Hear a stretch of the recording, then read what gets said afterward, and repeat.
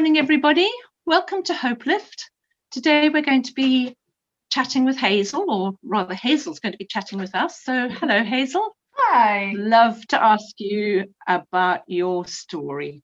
Thank you. And yeah, I don't really know you terribly well. I know not too much about you. So what was your life like before you met Jesus, Hazel? Well, I was very blessed actually to be brought up in a lovely Christian home. So, reading Bible stories, going to church, going to Sunday school, praying, that sort of thing was quite normal for me as a child. So I feel very privileged in that. But it doesn't mean that just because I was in a Christian family, that automatically makes me a Christian. I think my mum and dad did have moments with me, though. I wasn't the perfect child, you must understand that. Really? Right. So how did you come to know Jesus then? Well, it was a Sunday school session, and I can remember it now. I can remember the little room I was sitting in. And the Sunday school teacher was talking about a story that's found in the Bible in Luke chapter 16. And it talks about a rich man and a poor man called Lazarus. And they both died. And the rich man ended up in hell, and the poor man ended up in heaven.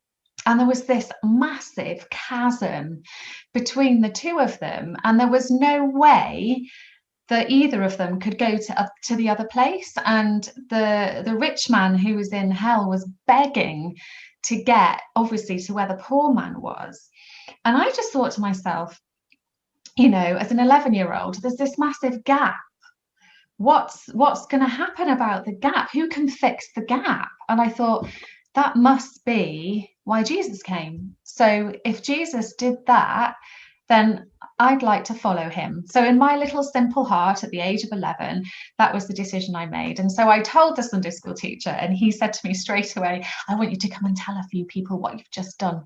So I went out and I told a few people that I decided that actually, I'd like to be Jesus's friend. So that's how it happened.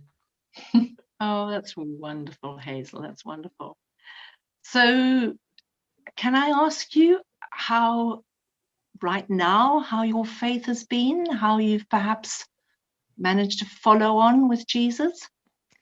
Yeah, well, life isn't all simple and easy and all your problems disappear. It's not like that at all. So I would say that my faith sometimes is strong and sometimes it's not. It's a real journey. And I think, it's almost like some people might say it's a little bit of a thing that you need to have a spring clean of your heart.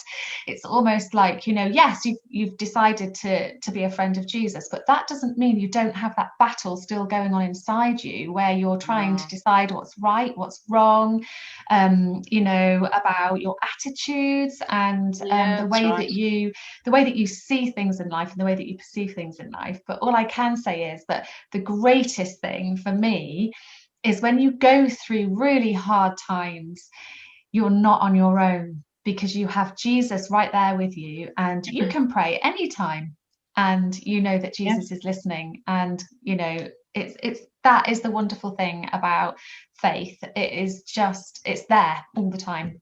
But yeah, like I say, I think it is definitely a journey, and it's not 100% easy all of the time.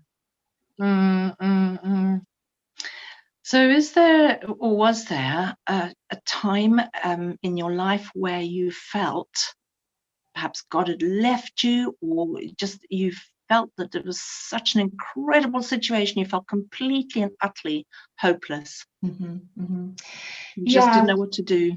Yeah, in the last 4 to 5 years, we've had some struggles with our eldest child who's got some very significant mental health issues. And so we got to a place where we just thought, nobody's helping, nothing's moving. It just seemed so dark and very difficult. So I booked an appointment with the GP. So we sat outside in the car, and I just said, right, I think we should just pray. So I just said, God, please just do something. That was it. That was just a very short, simple prayer. Please just do something.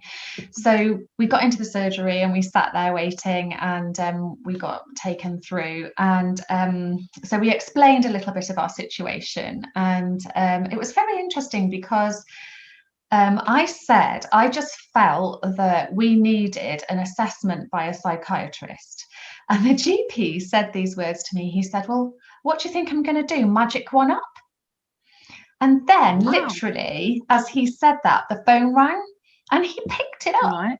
And I just thought, really, you're going to actually answer the phone while you're in conversation with us? So we sat there and just listened, and there was this little conversation going on, obviously no names mentioned, about a different patient. And then he said, actually, while you're on, I've got this. And then he talked about us.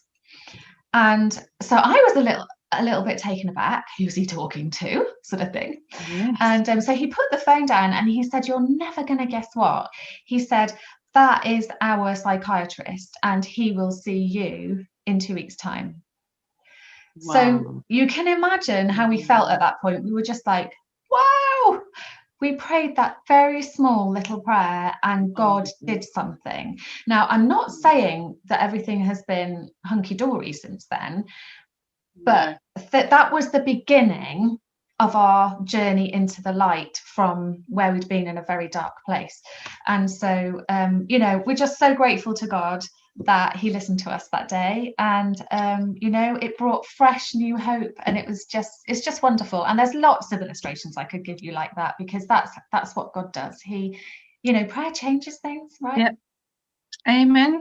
Amen. That's wonderful, Hazel. That really is just we have an amazing God, don't we? We do indeed. Thank you so much for sharing all of that. It was really, really wonderful. You're welcome. So I'll say goodbye then. And God bless everybody. See you again soon. Yeah. Bye, everyone. Bye then.